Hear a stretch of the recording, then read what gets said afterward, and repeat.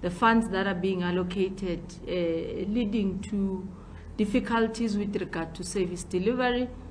And key to those focus areas, the ANC has decided, one, to up its stake on its ensuring the training and the capacity development of public representatives who come from the home of the African National Congress, that is mayors and PMTs, but also ensuring that we improve on the infrastructure capacity that the municipalities are supposed to have in part of their institutional memory and development. We also need to ensure the ring fencing, which to me is one of the key decisions that the LNG has taken. In terms of ring fencing for catalytic infrastructural municipal infrastructure, I mean, you are residents of South Africa, you stay in a particular ward because of our own demographics of municipalities. In some instances, you come across through sewer that is running through the streets, potholes, both in municipal and provincial roads that are possibly crossing through towns, and one, it's part of what the Interministerial Committee on Sector Departments has been resolved on, to ensure that Department of Human Settlement, municipalities, COCTA, DFFE, particularly on the environment and waste and waste collection, DWS, which is water and sanitation, and many other sector departments, Department of Transport, on categorization of road, for example. I mean, I've been a mayor before. I know a road that passes through Polokwane, it's a national road, and the municipality may have to go through quite a number of processes to be able to repair a R71. And what the NEC is saying, it's a collaboration method which is mixed with DDM to ensure that through the Deputy President Paul Mashatile, the IMC is able to collaborate everybody else and roll out those projects. And with regard to underspending, which I had said is a perennial problem, for example, in the past financial year, municipalities collectively have lost close to $1 billion, that's around 900 million, which we have taken back into the fiscus, meaning the National Treasury has taken it back because we had not spent it according to our plans. So I've created a hub of planning to ensure that all the planning is prior the conceptualization or the commencement of a financial year.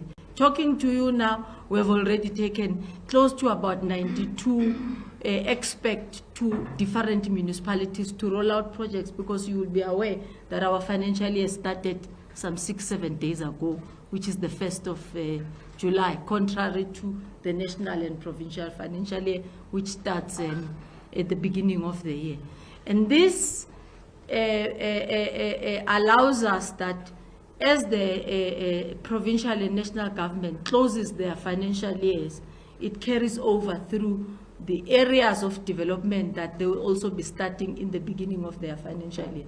So in our joint planning, what the monitoring and evaluation of the ANC does through the office of the DSG is to lift all what we had promissory made as their deployees to ensure that we implement, roll out, to oversee it, which means a ward councillor and a council must know a school will be built where, a police station will be built where, areas of service delivery which are beyond municipal responsibilities. You know very well that the Schedule 4 and Schedule 5 duties, 4 be mainly being municipal, 5 be mainly being provincial and national. Of course, there's cross functioning of areas where a ministry could allow a municipality to perform a particular function, which is at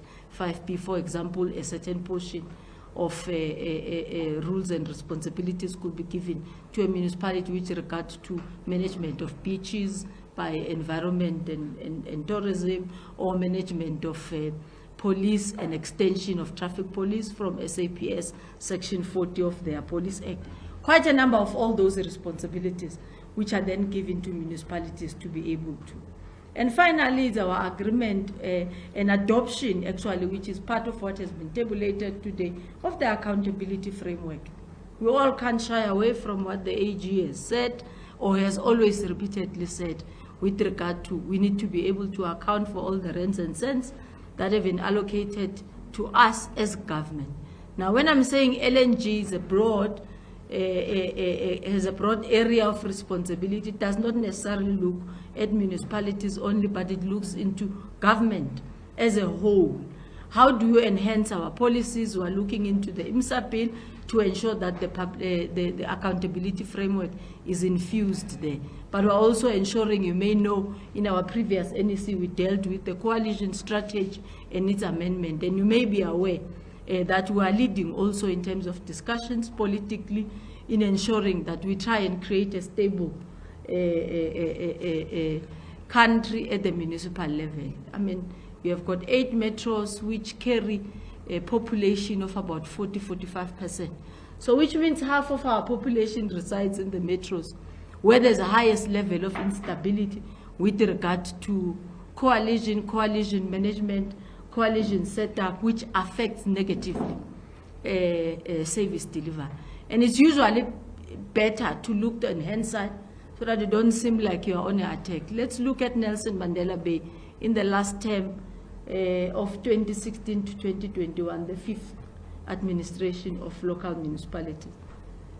They turned back no less than 520 million, which was allocated for human settlement, because metros are licensed, contrary to all the other 205 local municipalities. Metros are licensed by human settlement to build directly houses, which means they get, like MIG, they get a tranche of human settlement, identify their beneficiaries, appoint and build. They did not build even a single house, not one house. And they had, if you count in Nelson Mandela Bay, they had no less than 15 to 21 mayors, not in that term, but collectively, since we have started in the 21 years of local government. So we're trying to look, and we're championing one, for example, the introduction of political threshold with regard to representation in council. If you look at the city of eThekwini, currently it has around 24, 25 political parties, including independents, which makes the council. So if you are a mayor in a coalition like Mayor Mxolisi Kaunda, you have got 24 individual people that you are supposed to talk to and beg to understand the importance of your budget and its priorities. But if you just introduce a 1% threshold, which means collectively as we go for proportional representation in the National Assembly, I think you need about 30,000 seats. Yours, you wouldn't calculate it at the 30,000, but you'll take a voter's roll.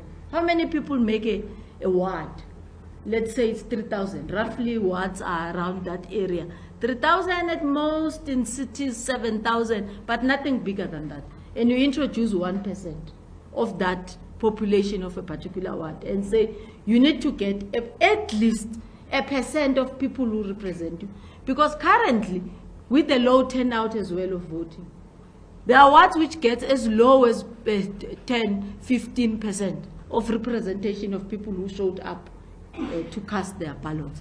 But if you have got 10 and I've got 6, you are the winner. And you speak confidently as if you represent the 6,000 people who reside in that ward. If you take that exercise of 1%, it will reduce the party representation in the city of eThekwini to about 7. And it becomes something that is manageable. It will relatively be better to talk to 7 different parties to formulate a coalition, to formulate a space of driving, than convincing 24 separate individual parties. When today you did not greet me or didn't like how you are dressed in the corridor, I push for a motion of no confidence. I move from one area to the other. But also looking in this Nelson Mandela example, for example, what is one of the lessons? The lessons is that all their IDPs in the 5 years had human settlement allocation and had beneficiaries in areas prioritized. But what does that mean? It means Mayor A, when she arrives, she says, no, I don't want that settlement. Let's start and plan that other one. And they start. As they are planning, there's a motion of no confidence. Mayor A is out and Mayor B says, no, I don't want where Mayor Mahlengi was planning. I'm going to plan another. And she's busy planning a motion of no confidence. So all the years we are rotating on who needs it first, not that there's no one who doesn't need it. And 5 years lapsed and they did not build for any of those that they'd identified. So we are championing as the ANC that we will move beyond in the IMC bill to make IDPs mandatory and locked to such an extent that a coalition, once it has agreed on an IDP, you can change the leaders, but don't change Gogo Dlamini and say she doesn't need a house now because it's Mayor A or Mayor B. So we want to lock IDPs, and we do believe that it will help in ensuring that, because remember, at the local government sphere, it's the only sphere where it's mandatory, it's compulsory by law that you talk to the people. So an IDP doesn't belong to a mayor, it belongs to its residents. And who changes it? It's council, without even the consultation of the community. So we're also looking into policy and legislature review to ensure that we close on those spaces. I think I will conclude there, Comrade Mahleng. There's quite a number of issues, maybe when they are given an opportunity for questions. But fundamental to us is the legislature, is policy review, is infrastructure and acceleration, is the management of coalitions. Of course, I mean, coalitions have been worsened for us as the ANC, but also other parties have learned as well. In their initial stance was, we don't want anyone who don't black, green, and gold. We don't want to manage ourselves. Without you, we think we can do better. And the answer, even on themselves in those countries, have been slightly different, because it's a management of everybody else from different party aspirations, different policy positions of parties. So it moves beyond emotions, it moves beyond how do you feel about the others. And as a result now, we get more requests. Can we discuss ANC? Can we run together? Can we? And it does not mean there are no challenges, but we could be able to assist with quite a number. Of course, I haven't unpacked the entire strategy of the ANC with regard to coalitions as well, but it's a partnership which is informed by the context. But given the framework that the ANC says fundamental, our people take priority. The intention of the ANC being in government is to give people services they so deserve. Thank you very much.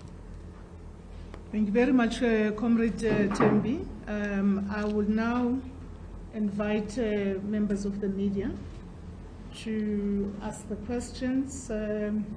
Yes, Newsroom Africa.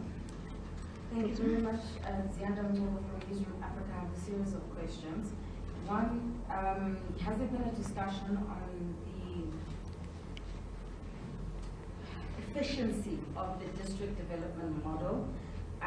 For me, my understanding of it was that it was also supposed to provide, for instance, heat maps, which municipalities are struggling more than others. You have a large national picture, right? But when every time there's a disaster, we had floods in KwaZulu-Natal last year, and then recently there were tornadoes, the response time and the ability to be able to absorb the crisis still seems to be slow. So has there been an assessment on that, even in terms of speaking to your colleagues in the infrastructure departments about the type of infrastructure they put in place that is able to withstand disasters, because we're having provinces that are more disaster prone? The second thing is about the capacity of councillors. You are still struggling with councillors who know what they're doing, and that's just a fact.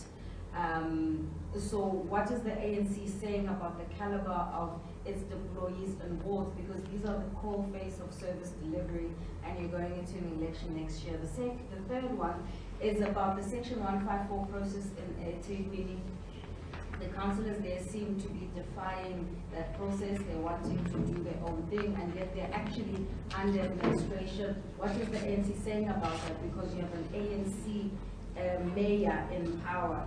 And then my last one is, the last time we were here, David Makura spoke to us about a discussion, I don't know how far it is, about putting a threshold on the number of motions of no confidence in councils, because that is part of talking about the stability of coalition governments.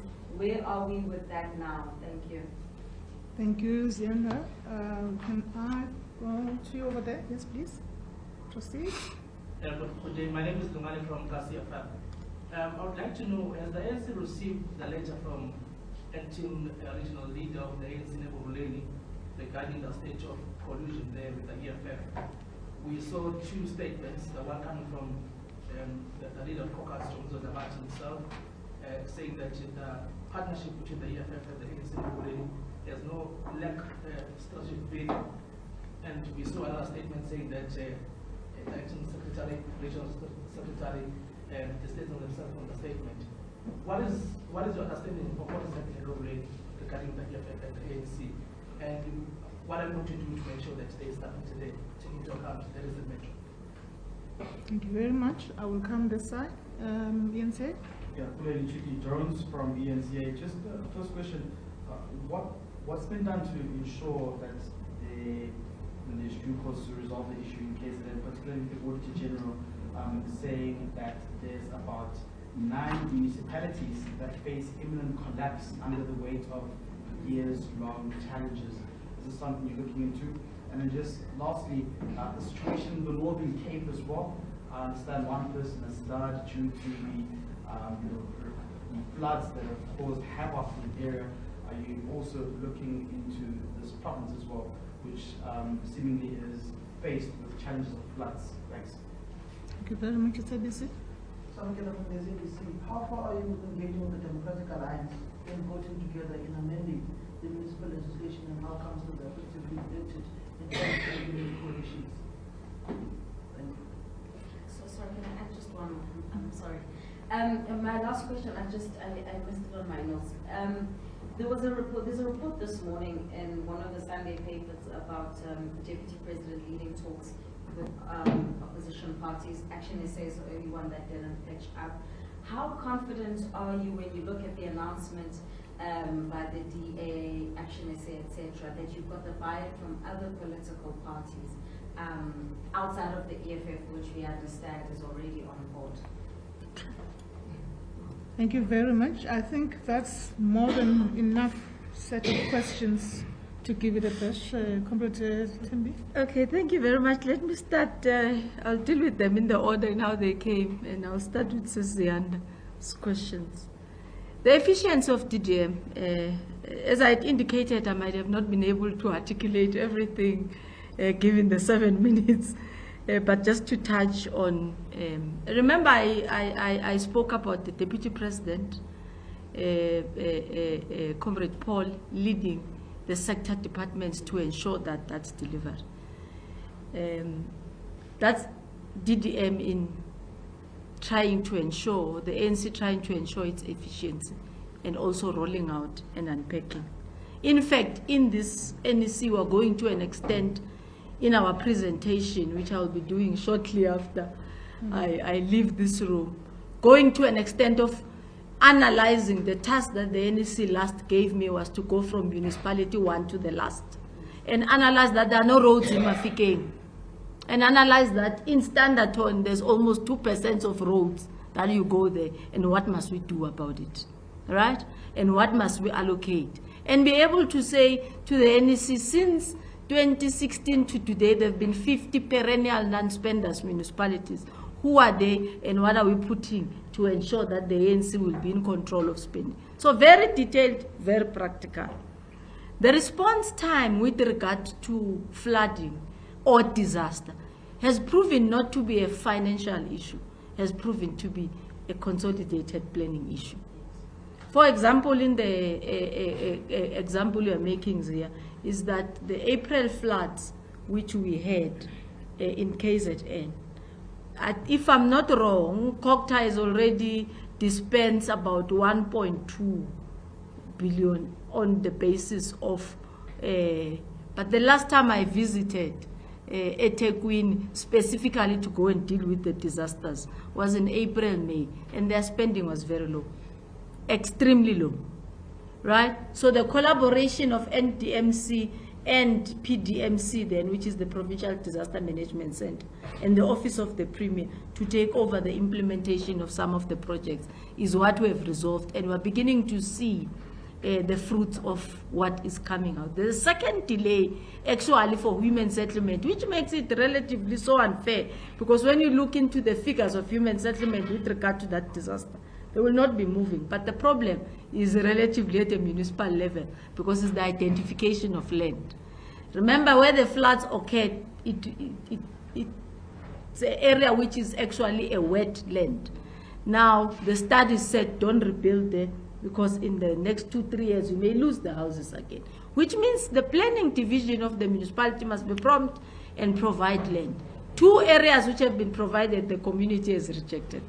So there's quite a lot of difficulties and coordination that needs to happen, and an understanding. Remember, your house carries a lot, and your area carries a lot of sentiment.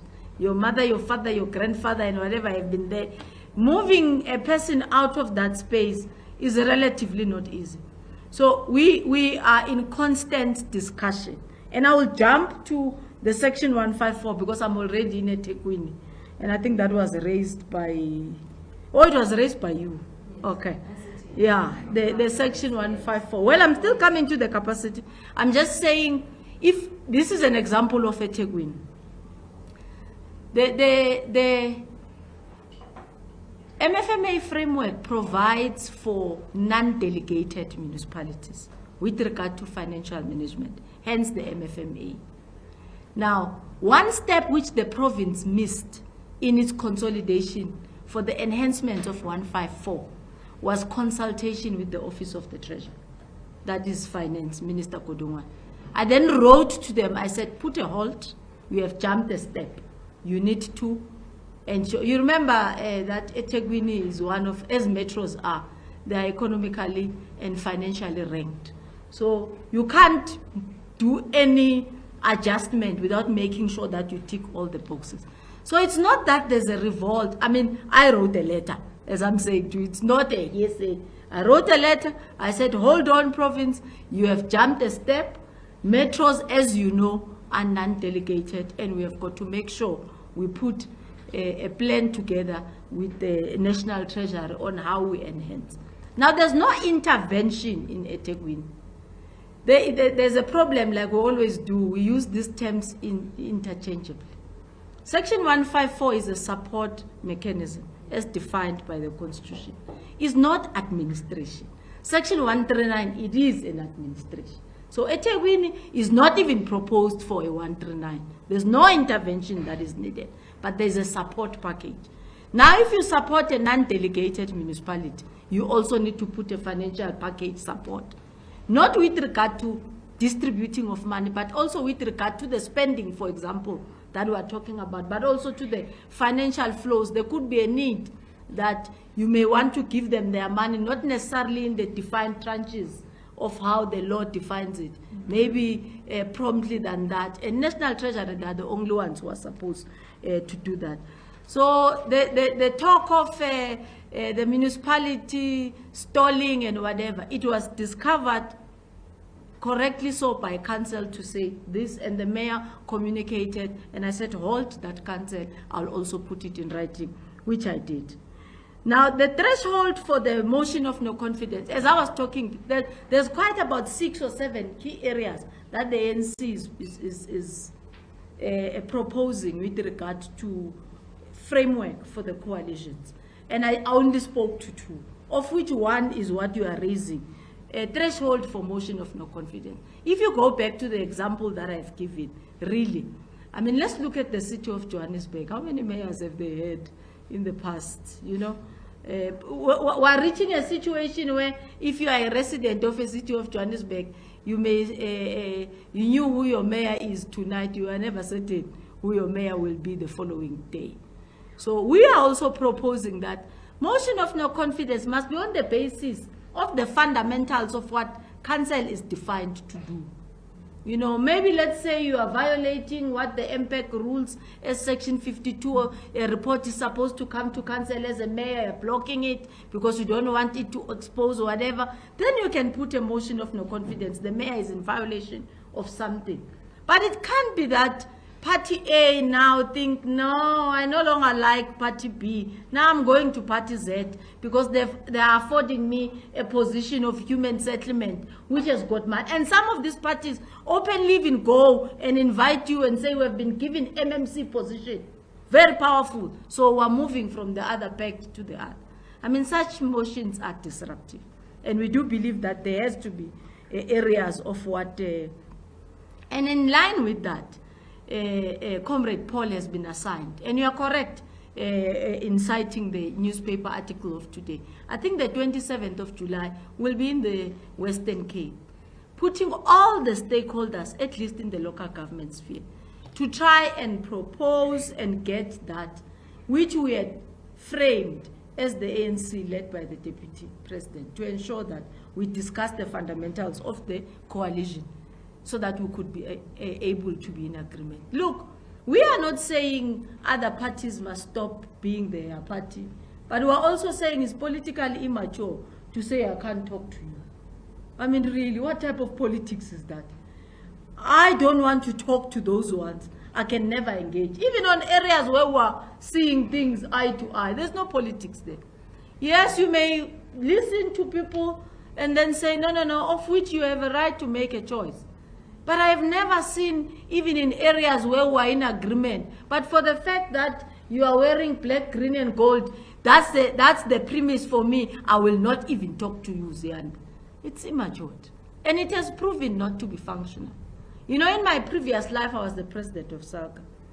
And we were the first one to develop a framework in 2020 when we were realizing that the outcomes of 2021 elections are going to be catastrophic.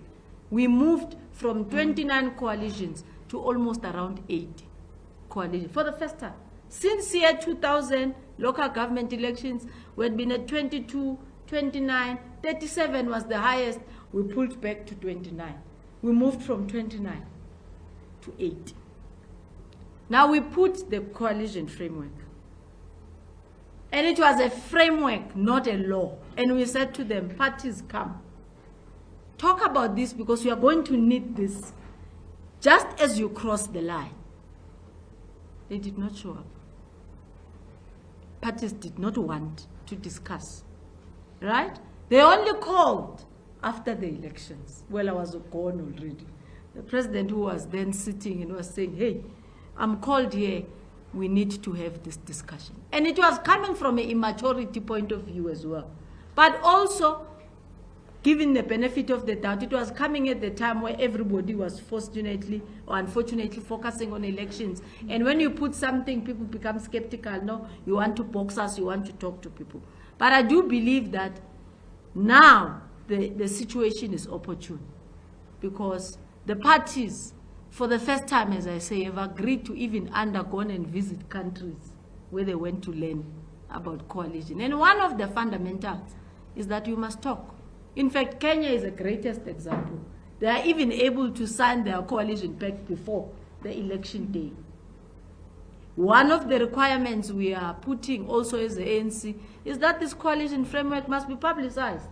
You stay in Johannesburg, supposedly. What is the coalition agreement that is on the table? What are these people agreeing about that is a benefit of the people? You know? So there's quite a number of those considerations. The capacity of councillors, I think really, this question must be asked to other parties, at least from 2021. Is the ANC which came boldly, interviewed its mayors, designed a program.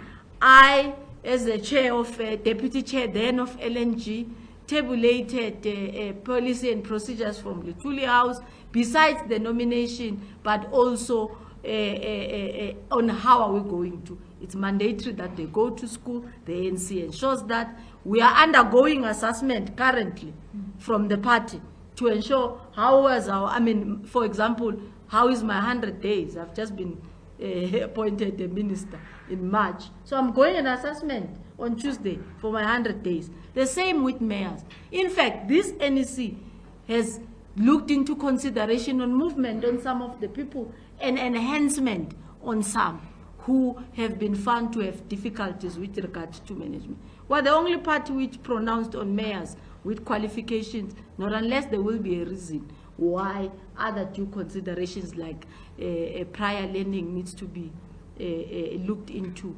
to put. But also at a capacity level, we take even our councillors to a political school. It's mandatory for you to be able to do that. And Mahlengi was doing it so excellently until they stole her to another. They are at the coal face.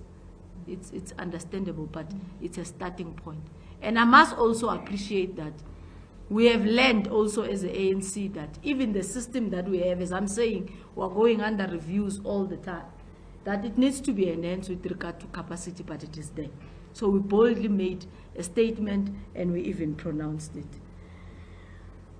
Lungi from Kasi, FM.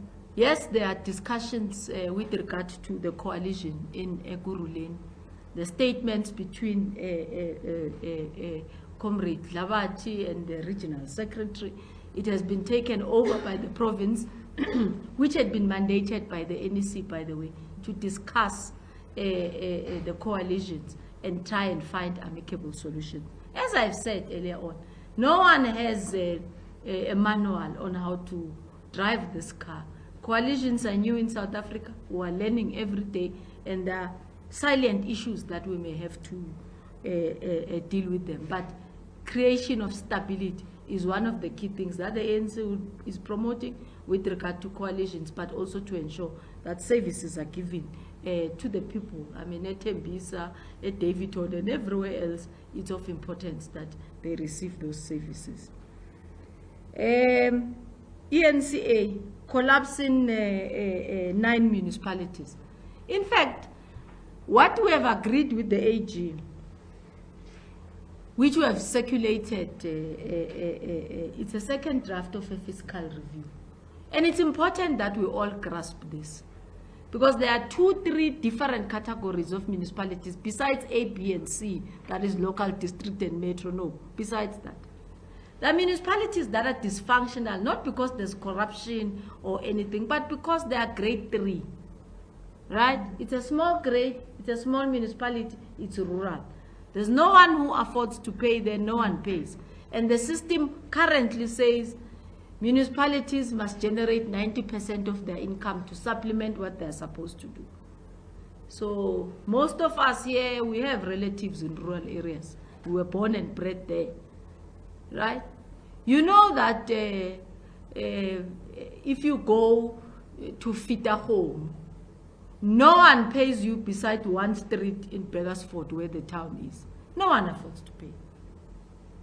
If you go to Mkanduli, if you go to Sengu municipality. Now Sengu, for example, has 9 clean audits in a row. 9 in a row, unneeded. Matigizela municipality as well is one of the new municipalities which got a clean audit. They collect 0. They are struggling. They are one of my perennial municipalities. So accountability is not an issue. So why is Sengu and Matigizela struggling to spend? It's because you are a chartered accountant. You prefer to work in the city of Johannesburg because they pay you 1.8 million. Because those ones are graded 3. They are going to pay you 320,000. You're not going to stay there. So we're saying the fiscal review must also look also in benefiting those who are accountable, 2 who are dispossessed today and previously, and hence them to ensure. So part of the people we have placed as mandated by the ANC is to such municipalities so that they are able to lift the spending which is resulting into a delivery. So the collapse actually is not facing 9 municipalities. It could be that the AG was talking in the realm of KZN. If you look very well into the reports of National Treasury, it tells us there are 43 municipalities that are facing a fiscal collapse, which belongs into this category of grade 2 and grade 3. Now, we have introduced the matter of the review in Parliament already as COGTA to say, let's refund them and define their funding used by the, guided by the Office of the State SA. How many people are employed there? How many are poor? How many? What is their free basic allocation of water and electricity? How short is it for the people who deserve it, etc.? So that is what could take us out of how other municipalities. Yes, then you have municipalities like the Tsobot, where everything goes very wrong, but it's not necessarily the grade only. It's lack of accountability from council to administration. But often when I hear about the report of the AG, I hear everything being bundled together as if everyone is on the same brush who doesn't spend or who face a collapse. There is a huge distinction. And as the ANC, as I've said that today, we're done with the accountability framework and we're enforcing to ensure that one, we're accountable for our planning, we're accountable for our implementation and delivery, but we're accountable for the decisions that we make and take, which are supposed to be in promotion of our community and our societies rather than to be against them. The framework of DA, it's part of the discussions that Comrade Paul is leading. But as I am saying, if you recall very well, when we came out of elections of 2021, what the DA said, he said we don't want to talk to them. They must stay away from us. But today they are saying, we are also saying, let's come to the table. Because I think it's the maturing of democracy, which, by the way, we may not be understanding the system, particularly at local government level. It's a multi-party governing system at local government. We might have not been used into the coalition, but if you go and look into the assigning of powers and the calculation of proportional representation at local government, it was to ensure that even if you have got 10 votes at a proportional representative level, we must afford you a voice because there are few people who selected, chose you. Thank you very much, Comrade Mahlengi. Thank you very much, Comrade Tembi. Okay, there's some follow-ups. That's okay. We'll gladly take that. I know that the subject that is being covered today is quite extensive. Not to take up too much of your time. I think maybe I need to put my question differently when I was speaking about the capacity of councillors. Okay. And that's why I deliberately put